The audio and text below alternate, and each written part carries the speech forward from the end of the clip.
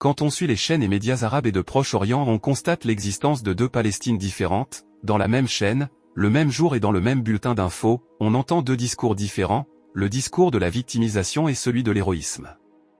D'un côté il parle d'un territoire de Gaza totalement effacé, d'un peuple écrasé, et de l'autre côté on parle d'une résistance triomphante qui a humilié l'ennemi israélien.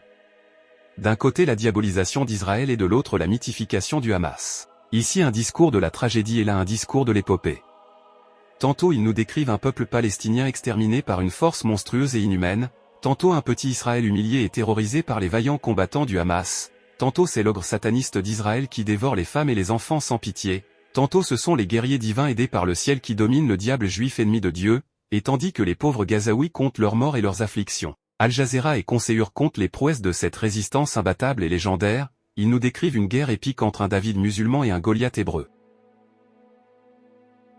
Le discours de victimisation il l'adresse à la communauté internationale pour discréditer Israël et gagner la bataille médiatique et morale, le discours héroïque il l'adresse aux Gazaouis et à la majorité des peuples arabes endoctrinés par l'idéologie islamo-nationaliste, ils veulent saper le processus de normalisation et dire que seule la résistance armée pourra libérer la Palestine, le premier pour monter le monde contre le bourreau israélien et le deuxième pour calmer la victime palestinienne.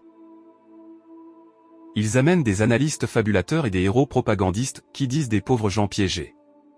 Ils résisteront. Ils n'abandonneront jamais. Ils renaîtront de leurs cendres. C'est mal connaître les Palestiniens. Etc. Ils disent aux morts qu'ils sont vivants et aux sinistrés qu'ils sont vainqueurs.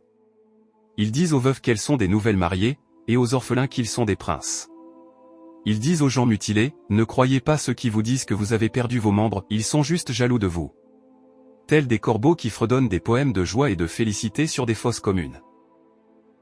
Cet expert militaire qui décrit des tactiques imaginaires et parle de défaite de Tsahal, tandis qu'il ne peut se passer de sa cigarette pour 5 minutes, les Gazaouis doivent manquer d'eau pour que lui assure son approvisionnement whisky, les Gazaouis doivent avoir l'odeur des cadavres plein les narines pour que cette animatrice garantisse ses emplettes dans les parfumeries londoniennes, ils doivent prendre des bains de poussière pour les intérêts de cet émir qui se douche plusieurs fois par jour, ils doivent vivre l'enfer pour que ce prêcheur puisse parler des délices du paradis. Ils doivent perdre la vie pour que cet orateur faiseur de phrases, qui a fait de la mort des civils son fonds de commerce puisse retrouver sa légitimité.